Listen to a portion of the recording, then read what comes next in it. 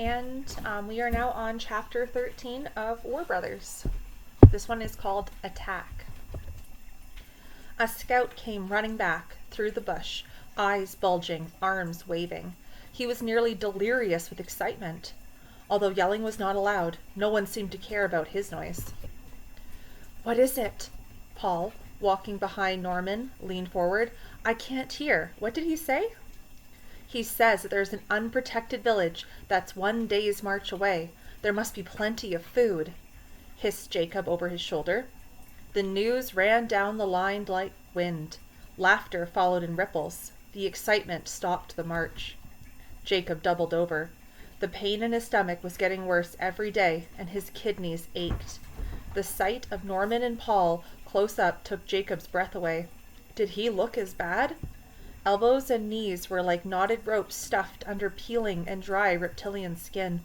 Cheekbones stood out in jagged ridges. Even their noses and earlobes were growing smaller. Birds, Jacob thought. We look like bony birds. He would sleep if he could, close his eyes, and never wake up. "Jacob?" Norman whispered. "Jacob?" Norman whispered. Jacob snapped his eyes open. Norman looked at him with concern. No, not concern, thought Jacob. Fear. Jacob was Norman's lifeline, and maybe Paul's too. If Jacob showed any signs of weakness, Norman trembled. There was a command to squat down. All the boys, girls, and children too, tumbled onto the ground, grateful for a moment's rest. Commander Opiro called a meeting of his lieutenants. Jacob spotted Oteka. They exchanged glances, but nothing more. There was no opportunity to speak together. Jacob strained to hear bits and pieces of the discussion. They seemed to be quibbling about what to do. One lieutenant said that the villagers might get wind of a rebel advance and run away with their supplies. Another said that the villagers had scouts too. They could be spotted at any moment. "We must act now," said one of the lieutenants. Commander Opiro made a decision. The strongest soldiers would race ahead and attack at first light. Opiro smiled at Lizard. Lizard would select the soldiers and lead the charge. Eddie would be his second in command. Lizard strutted down the line, a piece of bark between his teeth. You. He pointed to the fittest and the fastest boys and girls, all of whom squatted like school children waiting for the teacher to pick them. The girls, too, wanted to fight. To earn food to feed themselves, and the babies strapped to their backs. They had to go into battle just like boys. Jacob, Paul, and Norman sat side by side and watched as Lizard came down the line, closer and closer. Hunger focused the mind. Hunger made you mean. Hunger made you forget everything except hunger. Only soldiers eat. If you want to eat, you will join us. This is your choice. If you die of hunger, it is your choice. The commander's words rolled around in Jacob's head. If only he could talk to Oteka. Paul looked at Jacob. His eyes were wide and sad. Unless they had food, they would die soon. Norman surely would. He was too weak to fight. But if Jacob and Paul joined the battle, they could share their food with him. As Lizard came towards them, Jacob stood up. "Yes, I will go." There, he had done it. It was over. He would be a soldier now. Paul stood too. Lizard looked over his shoulder towards Commander Opiro, then turned back. He laughed in Jacob's face. "You choose now to join us?" Lizard shook his head in disgust and walked away. Jacob's heart pounded. Why did Lizard not want them to fight? But he had seen something, seen it distinctly. When Jacob asked to join, Lizard looked at Commander Opiro. Why? Something was wrong. The boys from George Jones were beaten, worked to near death, and starved. But, except for Adam, who had already been badly wounded, none of them had been murdered. Abducted children were either sent into battle immediately or forced to kill each other. That was always the case with the children taken from the villages. That was the rule. Those who would not fight were made an example of and killed. So why had they been left alive? Why? The selected soldiers got ready to leave. Oteka was chosen too. Jacob, Norman, Paul, and the rest were ordered to watch the ritual that would guarantee victory. Norman crept between Jacob and Paul as if trying to crawl under protective wings. The soldiers knelt down facing east and listened to a reading from a tattered, dog-eared Bible.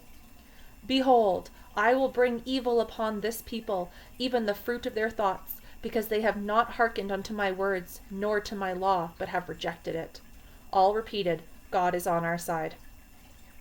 Lizard and his second in command, Eddie, doused the rebel soldiers' head with water to wash away their sins. Bottles of holy water were tied around their necks, and magical stones looped around their wrists. They were ready to kill. As the soldiers set out, Oteka looked back at Jacob. Their eyes met. Oteka seemed to be saying something to him. But what? And then he was gone. Mayumaguka. Left, right, left, right. Without the presence of the commander or his lieutenants, the soldiers left to guard them slowed their pace.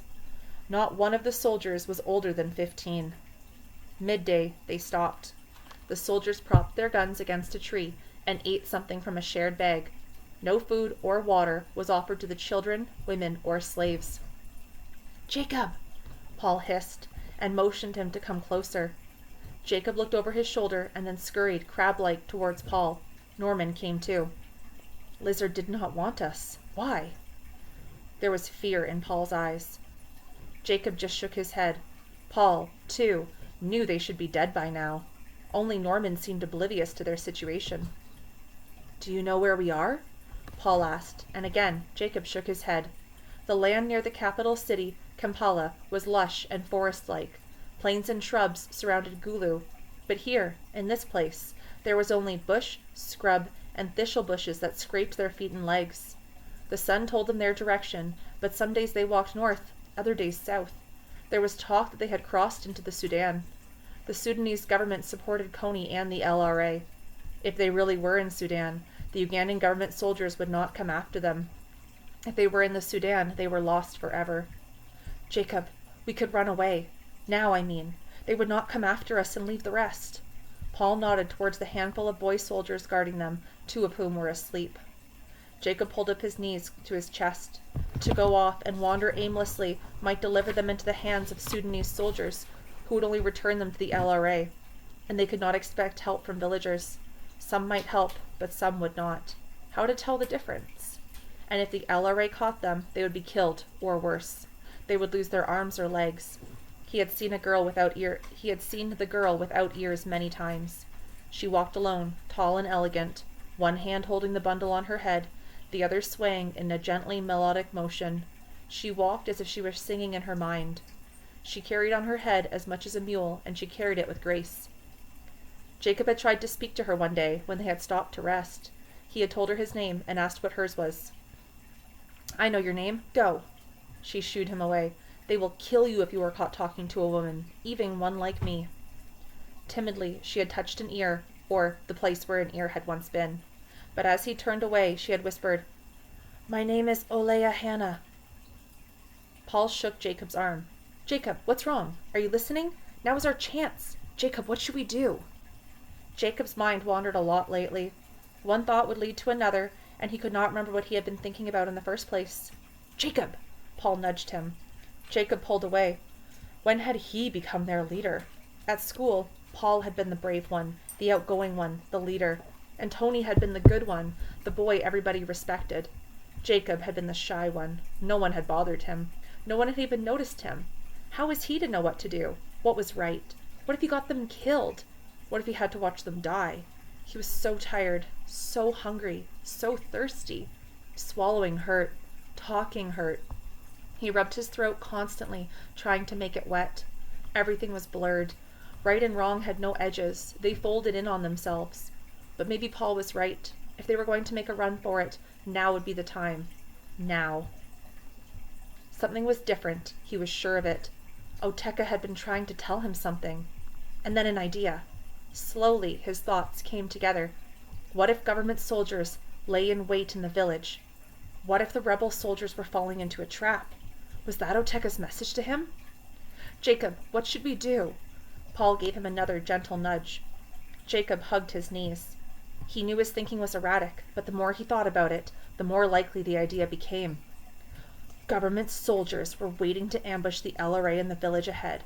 Of course! That's how a trap would be set, and Oteka knew.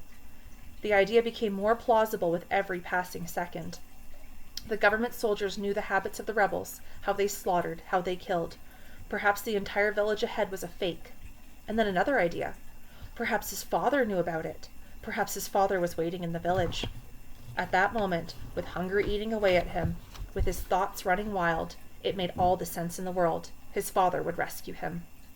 "No, we stay," said Jacob firmly. He was very sure. If they stayed with the others, they would be led right to the village, to their rescue. Norman looked to Paul. Sadly, in confusion, Paul shrugged. The guards roused themselves. They were given the order to march. Nauma Guka. Left, right, left, right. They all tromped forward, one foot after the other.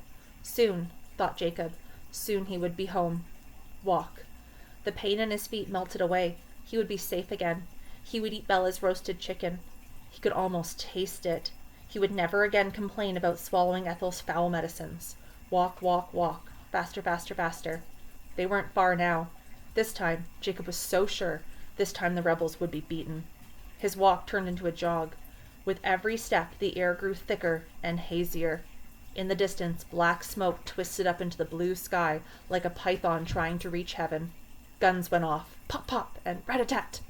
Hope soared. "Jacob! Jacob!" Norman cried. Jacob began to run. He could almost fly.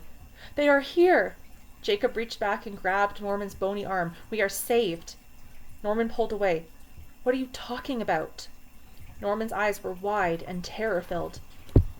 These were the first words he had uttered in many days, but Jacob didn't hear them. Jacob spun around and ran through the bush, thrashing with his arms. "Come back! Come back!" Norman cried. He tried to keep up. He ran, too. Then, huffing and puffing, he fell to his knees. "What is it? What's wrong?" Paul came up from behind. Norman pointed down the path. "What is he doing?" He didn't wait for an answer. Paul broke into a full run. With his long legs, he soon caught up. Paul tackled Jacob and pinned him to the ground. "What are you doing? You will get killed!" "They're here! We have been rescued!" Conviction outweighs strength every time. With all the force Jacob could muster, he tossed Paul to the side, scrambled to his feet, and bolted down the bush path towards the village. Paul rolled over, spitting out dirt. He looked back. Rebel soldiers were taking aim at Jacob's back. Paul jumped up and spun around like a half-mad medicine man calling on the spirits. "Don't shoot! See! See! He is not running away! See! See! He is going towards the village! Don't shoot! He is going to fight! See! See!"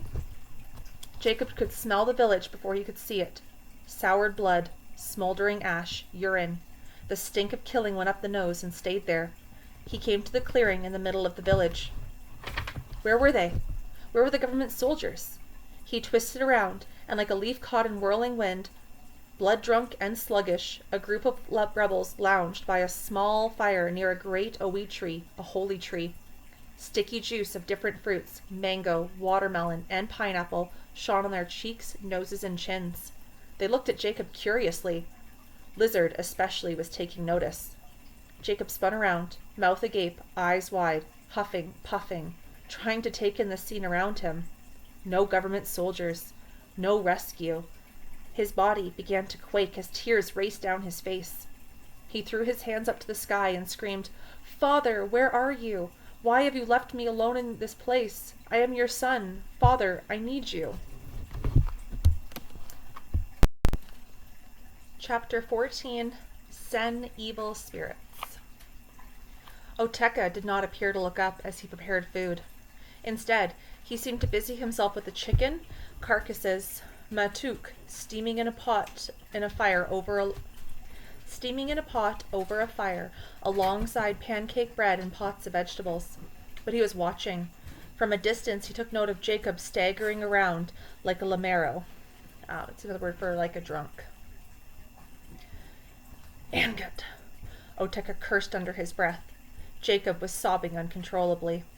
Had the soldiers not had their fill of killing this day, Jacob would have been dead by now, no matter what Coney had ordered. It was Jacob's good fortune that their minds were on other things. Behind Jacob came Paul. He raced into the village, his eyes darting in every direction. Paul spotted Oteka, standing by a makeshift table near the fire. "Where is he? Where's Jacob?" Paul spoke with his eyes. Oteka motioned with his head. There, he seemed to say. He's over there. Norman followed, his eyes filled with fear. Then came the women, children, and slaves, all straggling into the village. Oteka expertly drained the blood from the chickens, dipped their carcasses into hot water, then began the business of plucking the feathers. Several stringy chickens, giblets removed, were ready for the fire. Small children were gathered near him, all starving, all silently watching him. Girls looked at Oteka in wonder. Men did not cook, even if they were hungry. Oteka flung 2 more chickens into the fire, then looked across the compound. Lizard was eating a mango. The skin of the fruit was held tight against his mouth, and juice dribbled down his chin. His small eyes were glued on Jacob. "Angut," Oteka repeated as he shook his head. The behavior of Jacob and his friends was dangerous. From the moment Oteka was captured, he had watched, learned, and thought of only survival and escape. All else was forgotten. Forgetting was the key, something Jacob and his friends could not learn, or refused to learn. If Oteka thought of what it was to go to school, have parents and brothers and sisters, or make plans for the future, he knew he would go mad and behave as Jacob was behaving right at this minute. Oteka looked down at the children who sat silently watching him, their eyes as round as coins, their mouths agape like little birds in a nest. He scanned the village quickly, then flung uncooked strips of chicken skin towards the smaller children. They gobbled it down in seconds, leaving no greasy telltale signs. When the chickens roasted over the fire, a soldier held up a large wind-up radio and laughed. He turned a knob, and the radio crackled to life. A cheer went up. Soldiers sitting farther away moved in close to hear the news. All the soldiers, the new ones and the older ones, and the girls and slaves too, leaned in to listen. Paul and Norman had managed to make Jacob sit still behind a hut. He was not completely out of sight, but it was the best they could do. "Jacob, are you fine?" whispered Paul. Jacob nodded, but did not look either boy in the eye. Slowly, he was returning to himself. "Norman, stay with Jacob." As always, Paul spoke under his breath. "I will get closer and listen to the news on the radio." Paul went off, while Norman, still trembling, snuggled closer to Jacob. The radio sputtered and popped, shooting out words like electrical sparks. A deep, unwavering voice proclaimed the news of Kitgum and Gulu, who had taken a wife, who had given birth. The announcer read off the names of those who had died recently. Eddie, a tough soldier with slanted eyes, a flattened nose, and pale streaks across his cheeks, heard his father's name. His father was dead. Eddie put his scarred face in his hands and sobbed. Then there was a message from the government for Coney. Jacob emerged from his fog and leaned forward. They were not terribly close to the radio, but both boys could hear well enough. The World Court in a place called the Hague had declared Coney a great enemy of the people. All the students of George Jones cocked their heads like confused dogs. What was a World Court? How would this help them? No one knew what a Hague was, but many soldiers cheered anyway. Their leader was famous all over the world. And then the radio announcer said there was a message for the students of the George Jones Seminary for Boys. The students, and the soldiers too, snapped to attention. There was a pronounced intake of breath all around. The students looked like cats ready to pounce. Jacob looked around. Where was Tony? There, sitting near the fire, crouched down on his haunches and nestled up against his dun. "Listen, Tony, listen." "To the students of the George Jones Seminary for Boys, our prayers are with you," said the voice on the radio. Jacob's heart began to pound. Then, nothing. That was it? That was all? An involuntary sob seemed to spring from Norman's mouth as Jacob crumpled back to the ground. The soldiers slapped their knees and laughed. Tony, trailing the butt of his gun in the dirt, walked towards Jacob and hovered above him. Jacob looked up at his friend's face. Tony was almost unrecognizable. Blue rings circled his eyes, and his voice was low and raspy, not the sound of Tony at all. And when he spoke, a white tongue was visible. "You see, we are the enemy now," hissed Tony. "Our school, they do not want us back. You think you can go home? You cannot. None of us can go home again. We have sin in us now. Evil spirits." Tony's mouth curved into a sneer, although tears pooled in his eyes. You think that if you do not kill, they will take you back? They will not believe you. They will treat you like a murderer, even your father. If you walk down a street, they will run from you. They will put us all in jail, and we will die there. Tony leaned down towards Jacob. His hands, his arms, his legs quivered. You are not a rich boy any longer. This is where we live now. We are rebel soldiers. We are LRA. We are killing for God, for the Acholi people, for Uganda. We have been forgotten. Tony turned and walked away. Tony, no, come back. Jacob called after him, but Tony did not turn around. Instead, he walked towards the middle of the village. A soldier, sitting under the awi tree, passed Tony a bottle of soda stolen that day from the back of a truck. Tony popped off the cap with his teeth and sat. To the students of George Jones Seminary for Boys, our prayers are with you. Jacob mouthed the words, then wiped his face, covered his ears with his hands, and nestled into the exposed roots of a sweet-smelling jackfruit tree. Nothing hurt as much as this. Nothing. Not the beatings, not the hunger, not the thirst, or the pain of his rotting feet. Did you hear that? Paul dropped down onto his knees. He was happy, elated even. What's wrong, Jacob? This is good news. Paul looked to Norman, who shrugged. Did we hear what? We just heard that people are praying for us, said Norman. Paul looked confused. No, after that. Right after that. The announcer said that the children that have been abducted into the rebel army need not fear arrest. Did you hear that, Jacob? Amnesty! Paul crouched low. The man on the radio said if abducted children in Coney's army can get home, they will not be prosecuted. The soldiers will not shoot at us if we are unarmed. We can go home, Jacob, Jacob. Paul looked confused. Jacob said nothing, just stared at the ground. Do not give up, Jacob, do not. Paul looked around. What to do? Paul motioned to Norman to come closer. Then he whispered, There is a river in New York called Hudson, but no one goes to it with their buckets. Water comes out of taps in the wall. Many Americans live in apartments in the sky, many floors up. I do not know why they say floors, when the apartments have walls and ceilings too. And Jacob, there are thousands and thousands of buildings that rise as high as a plane flies. And the buildings are lit up with lights, day and night. They keep the electricity on when no one is around. Jacob? Jacob! Jacob mopped his face with the back of his hand.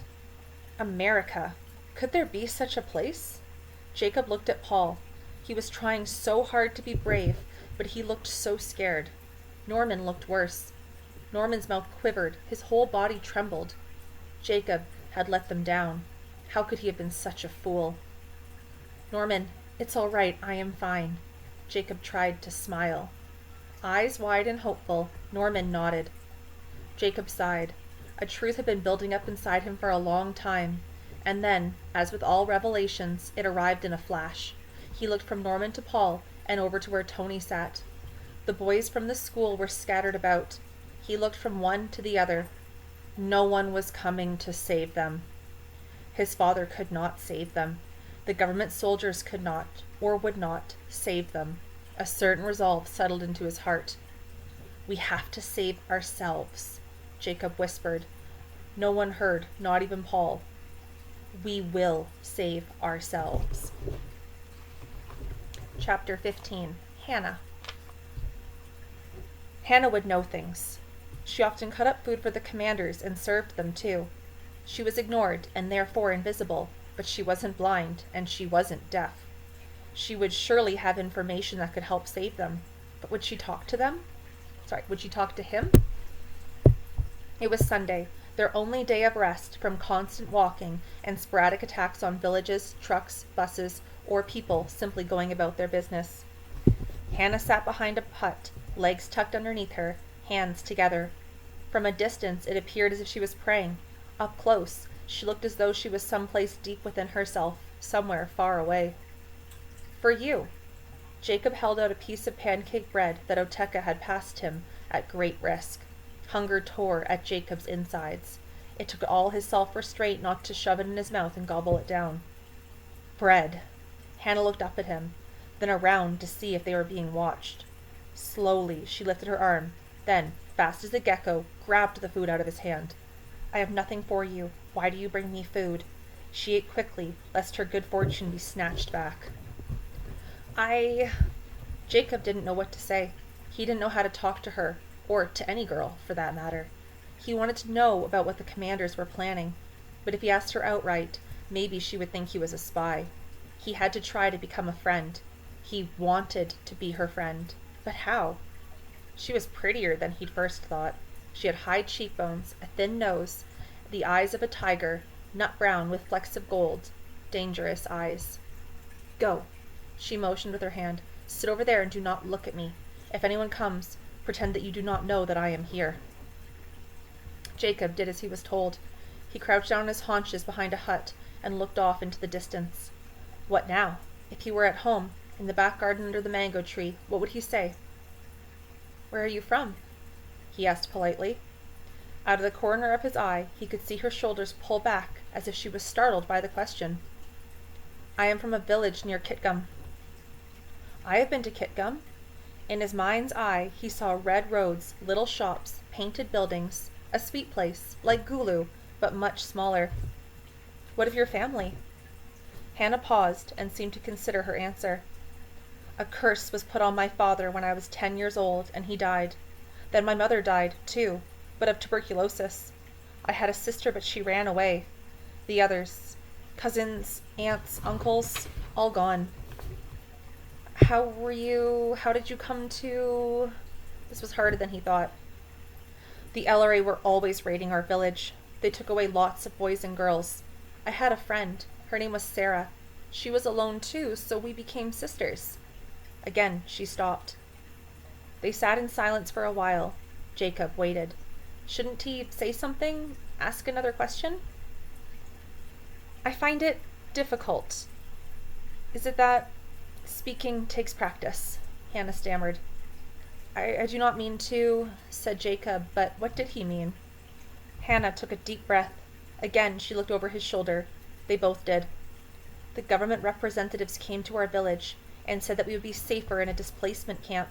So Sarah and I left our village and moved into the camp. The rebels broke into the camp and abducted many children. We were afraid. So then the government representative said that if the children in the camps walked to Kitgum, we would find protection there. At night, Sarah and I, walked from the camp to the refugee center in Kitgum. They called us night commuters. There were places for us to sleep, tents, wooden shelters, churchyards, but we were not safe. No one kept us safe. Bad boys bothered all the girls. Even the police and army soldiers bothered us. Boda boys, too. They ran around with their little motorcycles we were walking. They scared us. I want to become a sister, a nun. I thought that the nuns would not take me if a boy spoiled me." Footsteps. Not heavy ones. Maybe a child. They waited in silence. Moments passed before Hannah spoke again. "Some nights were very bad, and we had to stay awake to watch out for the boys who would bother us. One night, Sarah and I decided not to walk to Kitgum. We stayed in the village, and that was the night the LRA came again. They killed many, and then they took us away.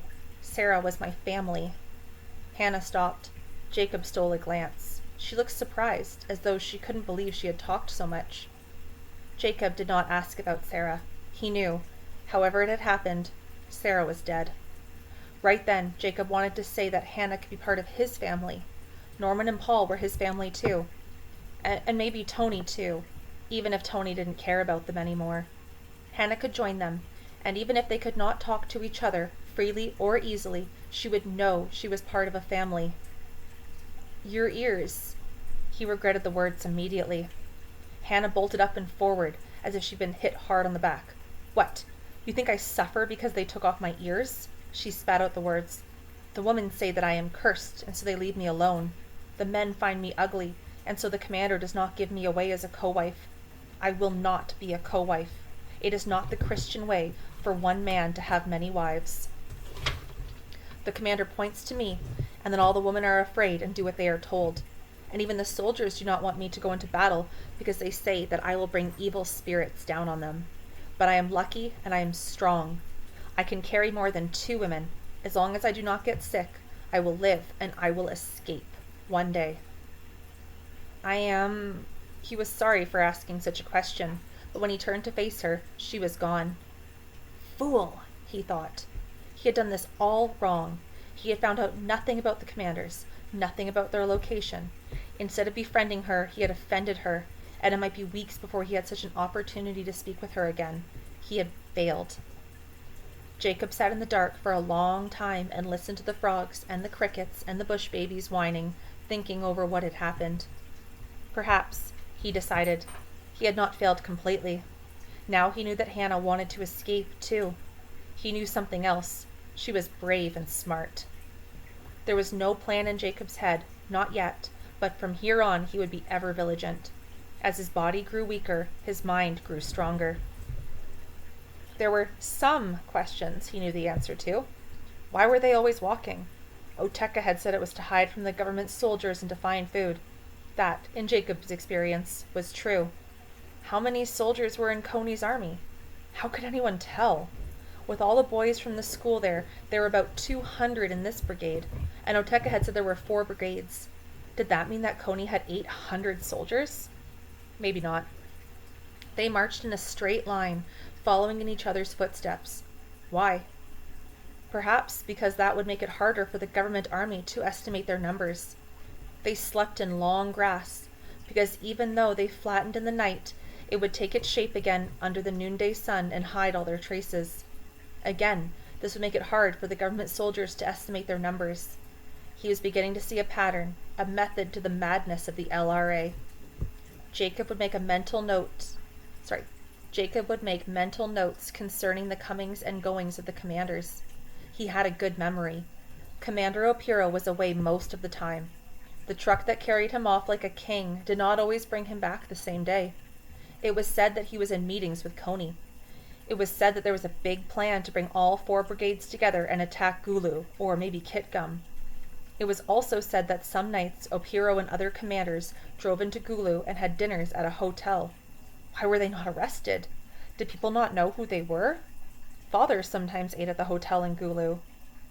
That night, Jacob watched as Commander Opiro climbed into the truck with loppy tires and drove away. He left Lizard in charge. Lizard now carried a cell phone, and he had a new title, Lieutenant Lizard. And we will stop there for now.